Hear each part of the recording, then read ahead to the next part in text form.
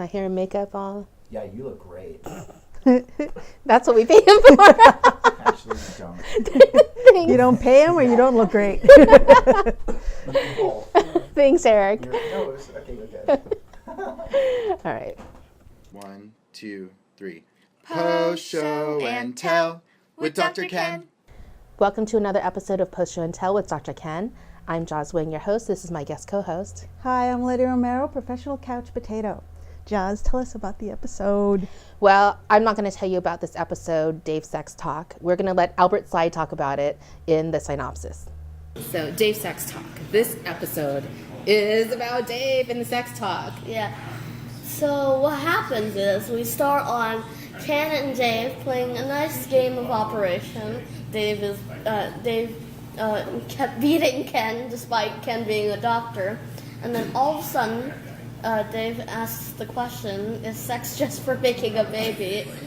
And then Ken, he gives a rather attempt at giving the sex talk, and then he fakes falling asleep. Well, Ken's not ready for this. That's not what he's expecting, right? Yeah. And then Ken and Allison go. They go on a little date night to a concert, and then Ken hires Julie as a babysitter because they couldn't find anyone else. And Julie accidentally, accidentally, because Dave asked the same question: "Is sex just for making a baby?" And then Julie's the one who gives the sex talk. Yeah, Julie accidentally gives Dave the sex talk, but the twist is, we later find out Julie didn't get some things right, and Dave is now like a little confused. Yeah, he's a little confused. But on top of that, but on top of that, it's okay. But on top of that, it's a little bit problematic because then Dave goes to school. Yeah, and he starts telling his classmates about sex, but the wrong information. Now, when you, what else is going on in that episode? Allison apparently starts dressing like really in like clogs and boxy sweaters and drawstring pants, and Molly says she's starting dressing like a mom. So Molly takes Allison shopping, and she changes into this like really like kind of teenager outfit. Right. We see Molly's sensibilities being put onto Allison, style-wise. And Allison decided that's not comfortable at all, so she ends up changing out of it. And going back to the Dave storyline, Ken ends up at the very end giving a full, like a full detailed sex talk to Dave. What we don't see is Julie is. Then we see it. Julie is actually listening in and has learning too. This is actually the episode that I was waiting for. I remember when they announced that Dr. Ken was coming out, and then that he had a family with the teenage daughter and a son. Yeah. You know, we were excited because there's an opportunity for the sex talk to happen, but in an enlightened medical way. And of course, part of it is the joke is that Julie's a doctor and gets it wrong. But of course, we get it right at the end. Yeah. So that's like the really like comedy twist. It's Le twist. Were you nervous about this episode because of the subject? It was a little, I don't know. It was okay because we didn't actually go into the more detailed part of it, but it was fine. It was really funny. What did you think when they told you the title of the episode?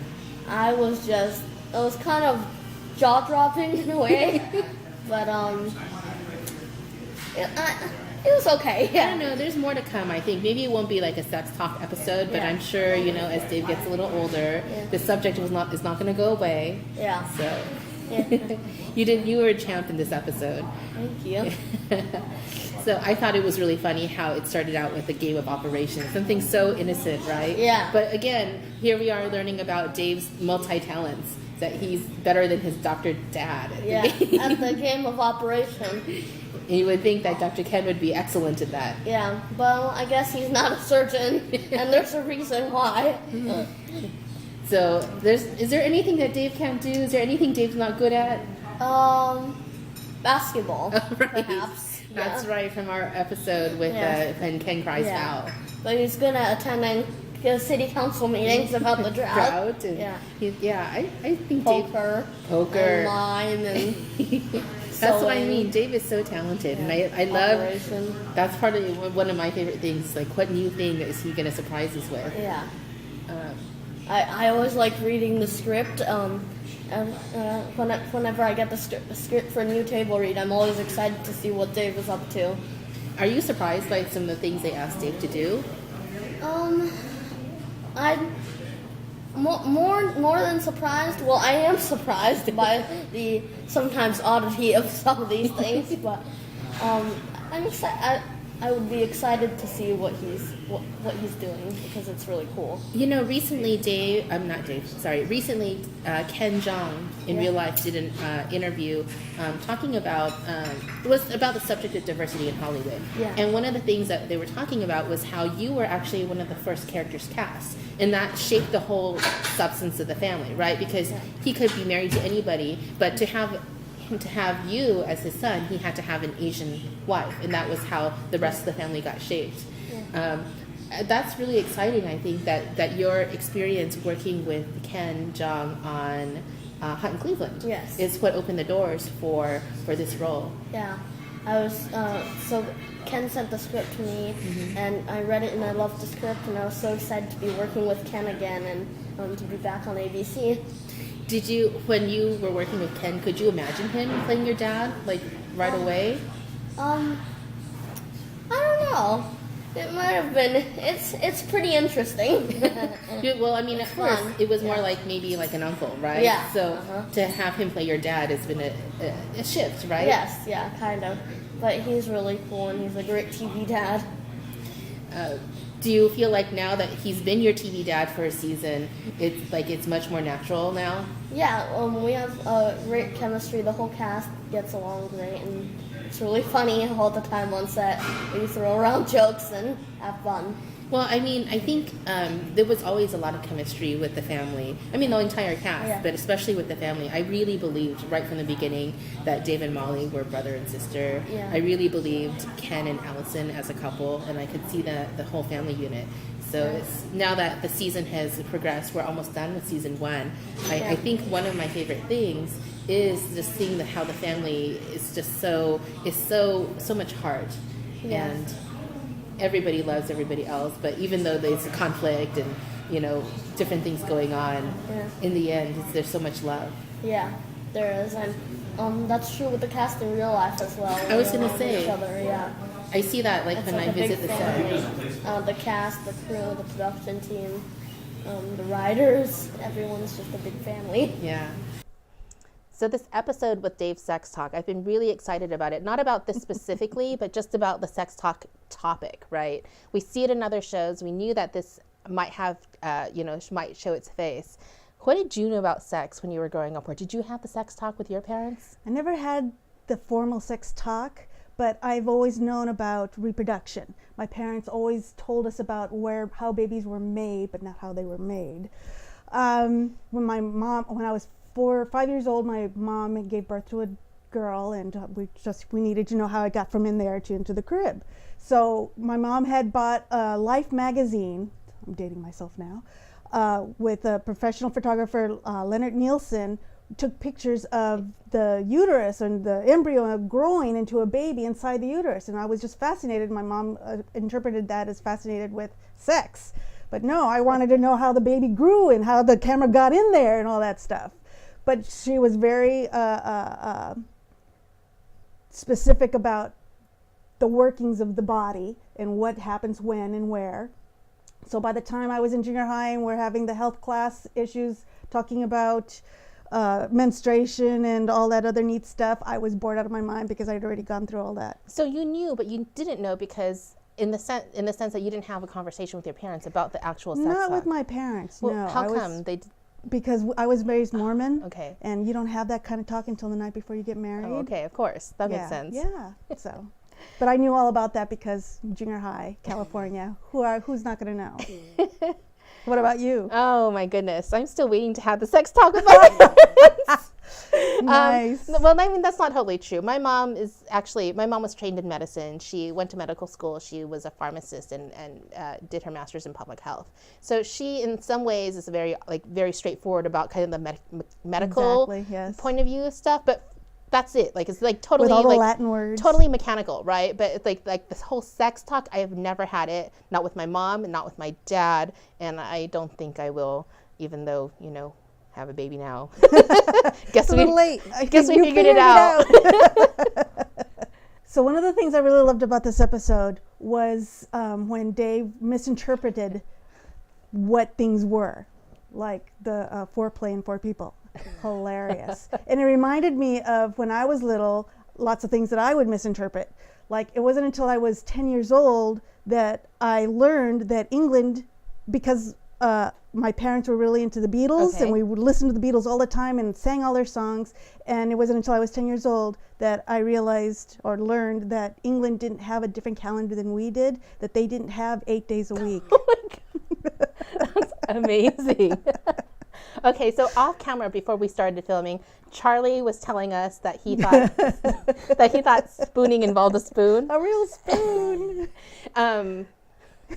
So I wish I could say this happened to me when I was a kid or even a teenager, but this happened to me when I was fully an adult. So years ago, my grandmother had passed away, and you're going through people's stuff, and under her bathroom cabinet there was a box of videotapes, all kinds of things, right? So like my kids' ballet videos, and there was a tape that was in my handwriting, and it was labeled "Do It Debbie's Way," and I didn't come up with this, so I didn't find the box of videos. My dad found it. And then my dad was like, "What is this box of videos?" Calls my mom over and says, "What is all this? And why is this in Jocelyn's writing? And what is this video?" And my dad's like, "It's porn. Our daughter had porn and she hid it at grandma's house."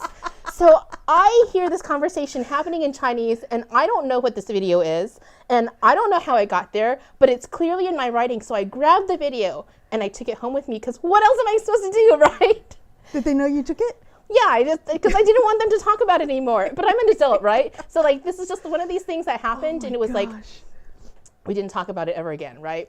So now this video is like at my house. It's sitting like on the counter. It's like it's mocking me in shame, and I'm so embarrassed. I'm just so mortified that my parents have found this videotape. It was in my grandma's house. It was so embarrassing on so many levels. And so I came home and I told my partner Yoshi, like, "Oh my God, this thing happened. It was horrifying. I was like in tears about it, right?" And one day Yoshi's at home, sick day. I want to watch this video. Oh God, oh gosh.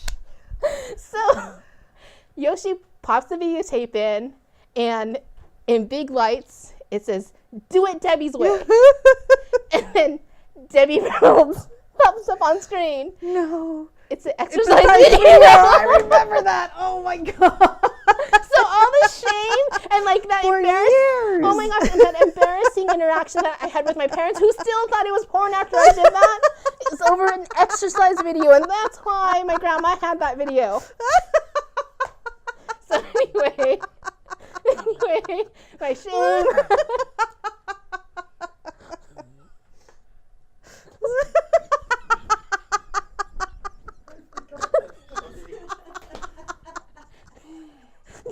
Do you remember that story? I do. As soon as you started telling it, I remembered the story, and I knew exactly what the punchline was. I was so excited for everybody else out there. Oh my God. That was awesome. I loved it. Like, you all just assumed it was porn. So throughout the season, we've seen a lot of different guest stars, but I think that there's been a special place in some of our hearts with the community guest stars. Absolutely. I know that you're a huge fan of the show. What's it been like for you to see the actors from that show come on Dr. Ken and interacting with each other? It's great that they were able to stay friends, that they still want to work together. It's lovely seeing them at all, ever. Jim Rash, Academy Award winner Jim Rash, is phenomenal. I was watching a very old episode of that 70s show the other day, and he was on it with hair, still balding, but still, it's like, oh my gosh, it's Jim, yay! I just love seeing them pop up in each other's projects. It's great. I love how Ken Jeong, the actor, talks like very openly about his having a goal of having all his community co-stars come and guest on his show. I think that's so great. we need to see another season or multiple seasons of Yes, Dr. Ken so that this to get can the rest of happen. it. But who's on your wish list? We've seen Danny Pudi, we've seen Joe McHale, we saw Jim Rash. Allison Brie, Jillian, Mr. Pop Pop. He's on Gallivant now, but still, I would love to see him in a role that he says something more than Pop Pop. Well, that's the other thing. Like, we get to see the community folks in different characters. In different characters, stretching. Yeah. Stretching their wings. Well, I actually really enjoyed Danny Pudi. I'm a big Danny Pudi fan in general, but when he came in and he played Topher, and I was bummed. I said this in a previous episode. I was bummed because his character was such a jerk that we probably won't see him again, right?